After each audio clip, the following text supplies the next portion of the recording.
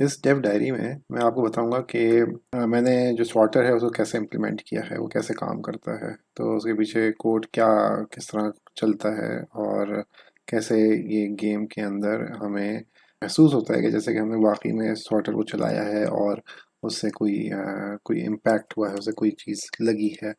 तो पहले मैं आपको डिस्प्ले करता हूँ, शो आपको दिखाता हूँ कि होता क्या है। तो ये मिस हो गया। हम देखें ये हमारे पास सॉर्टर है, वो सही काम कर रहा है फ़िलहाल। स्क्रीन शेक भी आ रही है इसके अंदर, स्कोर भी बढ़ रहा है, रिकॉर्ड हो रहा है। कॉइन्स अगर आते हैं तो वो कलेक्ट हो जाते हैं। तो और पार्टिकल इफेक्ट्स मैंने डाल दिए हैं इसके अंदर। तो हमें एक तरह से फीलिंग आती है कि वाकई में सॉर्टर जो है वो सही काम कर रहा है। अब इसके पीछे कोड किस तरह काम कर रहा है। जब भी यहाँ आप माउस क्लिक करते हैं, जो सॉर्टर है वो पहले 90 डिग्री के एंगल पे होता है, तो वो इस तरह होता है। क्या करता है कि वो 90 डिग्रीज तक वो मूव करता है, ठीक है, इस डायरेक्शन में। तो जहाँ पे हमने क्लिक किया होता है तो वहाँ पे आपका सॉर्टर जो है वो बन के आ जाता है इस तरह। अब है ये कि ये कितनी ज़्यादा तेज़ी से मूव करता है, ठीक है। तो वो एक हमने एक वेरिएबल डिफाइन किया हुआ है जिसका नाम है रोटेट फैक्टर। तो अगर रोटेट फैक्टर ज़्यादा होगा तो ज़्यादा तेज़ी से मूव करेगा, रोटेट फैक्टर कम होगा तो ये कम तेज़ी से मूव करेगा। तो ये रोटेट फैक्टर को मैं मुख्तलिफ सॉर्टर्स के लिए चेंज करूँगा, तो उनकी जो स्पीड है किसी की तेज़ होगी, किसी की स्लो होगी। वो आ, इस पे इंहिसार करता है कि सॉर्टर है कौन सा। आ, अब जो मसला था वो ये था कि जब ये यूं गुजरता है तो वो पहले लगता ये था कि एक वाइपर चल रहा है ना, और कि एक वाइपर है वो लेफ़्ट राइट चल रहा है। तो मैं चाहता ये था कि लगे कि जैसे कि हम वाकई में हम सॉर्टर को इस्तेमाल करें। तो उसके लिए जो मैंने कोड लिखा है वो क्या करता है कि सबसे पहले जब आप क्लिक करते हैं, सॉर्टर जो बनता है वो अपने साइज से 3 गुना ज़्यादा बड़ा बनता है। और जब वो रोटेट कर रहा होता है तो आहिस्ता आहिस्ता उसका साइज़ जो है वो छोटा होता रहता है जब तक कि वो अपने नॉर्मल साइज़ पे आ जाए, ठीक है। तो उसके लिए हमने एक स्केलिंग फैक्टर यूज़ किया हुआ है। अब होना क्या था, होना ये है कि आपका जो रोटेट फैक्टर और जो स्केल फैक्टर वो एक साथ चलना चाहिए।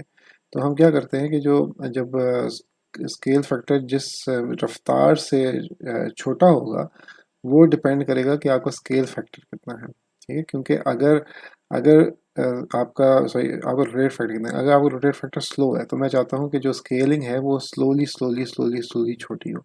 लेकिन अगर आपका रोटेट फैक्टर तेज़ है तो इसका मतलब है ये ज़्यादा है, तो इसका मतलब ये है कि आपका स्केल फैक्टर भी ज़्यादा होना चाहिए और उसको भी उसी रफ्तार से कम हो जाना चाहिए। तो उसके लिए जो सिंपल सा कोड था वो ये था कि अभी सॉर्टर कोड है, इसके अंदर हम आते हैं। तो हमने उसका ये देखें, मैंने उसका लोकल स्केल जो है वो एक्स और वाई में थ्री थ्री मैंने इसका स्केल बनाया हुआ है। और जो स्केल फैक्टर है वो क्या करता है, क्योंकि मैं चाहता हूँ कि जो नॉर्मल स्केल फैक्टर होता है 1 होता है, 1f 1f। तो मैं चाहता ये हूँ कि ये 2f जो है, ये स्केल इसका इसका हमने पूरा कम करना है कि इसको 3f से 1f तक लाना है। इसका मतलब ये है कि जो हमें स्केल फैक्टर छोटा करना है वो 2f करना है। और ये जो 2f फैक्टर है उसको हमें 90 डिग्रीज जो है उसके हिसाब से हमें छोटा करना है। अब अगर ये रोटेट फैक्टर 1 होगा तो ये 2f डिवाइड बाई 90 के हिसाब से वो उसको स्केल फैक्टर को छोटा करेगा।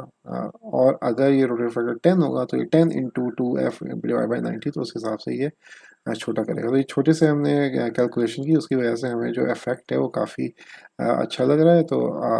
तो उससे मेरा काम जो है पूरा हो गया। इसके साथ साथ इसमें मैंने पार्टिकल इफेक्ट्स भी डाल दिए हैं, और जिसकी वजह से आपको जो फीलिंग आती है वो ये आती है जैसे कि आपने स्वाटर है वो मारा है और वो आपकी तरफ से गया है और स्क्रीन पे आके लगा है। और साथ ही साथ हमें पार्टिकल इफेक्ट्स आते हैं, स्क्रीन शेक आती है, तो जिससे हमें इम्पैक्ट हो कि जैसे कि ज़ोर से कोई चीज़ लगी है, तो उसकी हमें फीलिंग महसूस होती है। तो अगर आप मिस करते हैं तो वो फीलिंग आपको नहीं आती है। तो अभी तक के लिए इतना ही प्रोग्रेस है हमारा।